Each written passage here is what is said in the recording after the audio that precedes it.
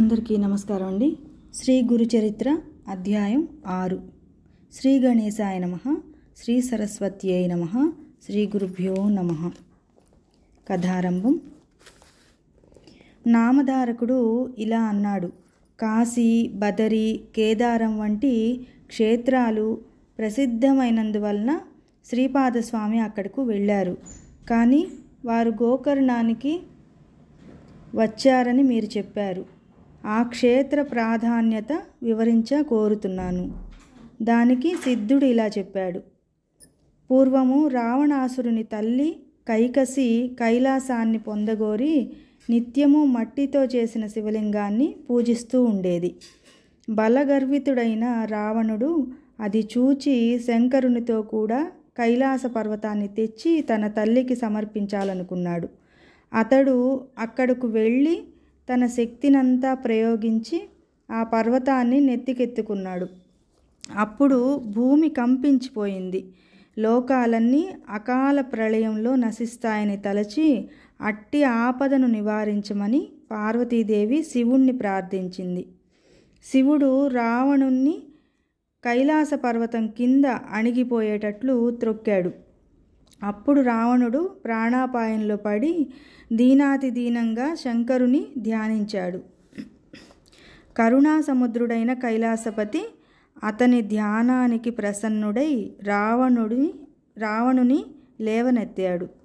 అప్పుడు రావణుడు రాగయుక్తంగా సుస్వరంగా మధుర గానం చేశాడు. మనోహరమైన అతని గానానికి ప్రీతి చెందిన శంకరుడు అతనిని వరం కోరుకోమన్నాడు. అప్పుడు ఆ రాక్షసరాజు, దేవా, బంగారంతో చేయబడిన నా లంకాపురం వంటిది ఇంకెవ్వరికీ లభించేది కాదు.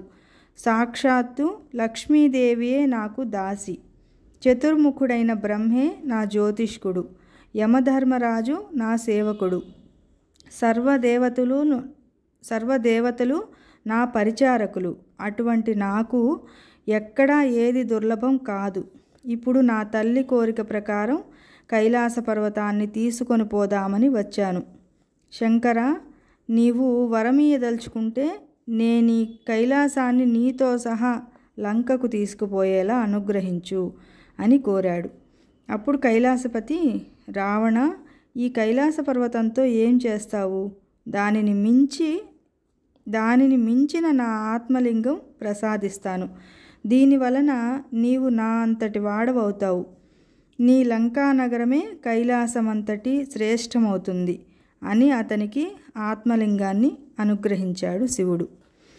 దానిని తీసుకొని సంతోషంతో రావణుడు లంకకు బయలుదేరాడు. ఇదంతా చూచిన నారదుడు ఈ వృత్తాంతము బ్రహ్మకు, విష్ణువుకు విన్నవించాడు. ఆ ముగ్గురు శివుని దగ్గరకు వెళ్ళి, ఎంత పని చేశావు? రావణుడికి ఆత్మలింగం ఎందుకు ఇచ్చావు? సర్వ ప్రాణికోటికి కంటకప్రాయుడు, లోక భయంకరుడు అయిన రావణుడు నీ అంతటి వాడు కావడం తగునా అని వాపోయారు. అప్పుడు శంకరుడు అతని గానానికి పరవశించి ఆత్మలింగం ఇచ్చాను. వాడిప్పటికింకా లంకకు చేరి ఉండడు. ఉపాయం ఆలోచించు అని విష్ణువుతో చెప్పాడు. అప్పుడు అది విని శ్రీహరి దుర్మార్గుణ్ణి మోసంతోనే జయించి ఎలాగైనా ఆత్మలింగాన్ని చేజిక్కించుకోమని నారదుణ్ణి, గణపతిని ప్రేరేపించాడు. అప్పుడు దేవర్షి అయిన నారదుడు మనోవేగంతో రావణుని వద్దకు పోయి, రావణ, ఎక్కడ నుండి వస్తున్నావు? ఎక్కడికి పోతున్నావు అని అన్నారు. రావణుడు శివుని ప్రసన్నం చేసుకొని ఆత్మలింగాన్ని పొంది లంకకి పోతున్నాను అని దానిని చూపాడు. రావణుణ్ణి మాటల్లో ఏమార్చాలని నారదుడు, రావణ, పూర్వం ఒక భయంకరమైన జంతువు అడవి దున్నలనన్నిటినీ చంపుతుండేది. త్రిమూర్తులు దానిని వేటాడి సంహరించి దాని కొమ్ములలో నుంచి తలా ఒక లింగము తీసుకున్నారు.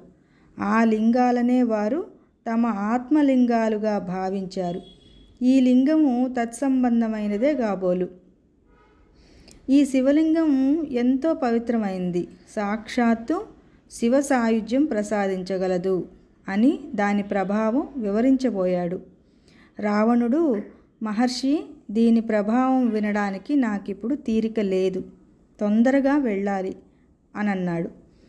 ఆ దేవర్షి, రావణ, సంధ్యా సమయం దాటిపోతున్నదే, నీవెలా వెడతావు అని అక్కడే కూర్చున్నాడు. ఇంతలో ఒక బ్రహ్మచారి వేషంలో గణపతి అక్కడికి వచ్చాడు. అతన్ని చూచి రావణుడు, నీవు ఎవరు పిల్లవాడవు, ఎక్కడికి పోతున్నావు అని అడిగాడు. ఆ బ్రహ్మచారి, నేను ఉమాశంకరుల పుత్రుణ్ణి, నన్ను పోనివ్వు, నిన్ను చూస్తేనే నాకు భయమేస్తోంది అన్నాడు. అప్పుడు రావణుడు, ఓ బ్రహ్మచారి, నేను సంధ్య వార్చుకొని వచ్చే వరకు ఈ శివలింగాన్ని పట్టుకో. నాకు ఈ సహాయం చేస్తే నీకు సువర్ణమయమైన నా లంకా పట్టణం చూపిస్తాను. నీకు ఇష్టమైతే అక్కడే హాయిగా ఉండవచ్చు అని అన్నాడు.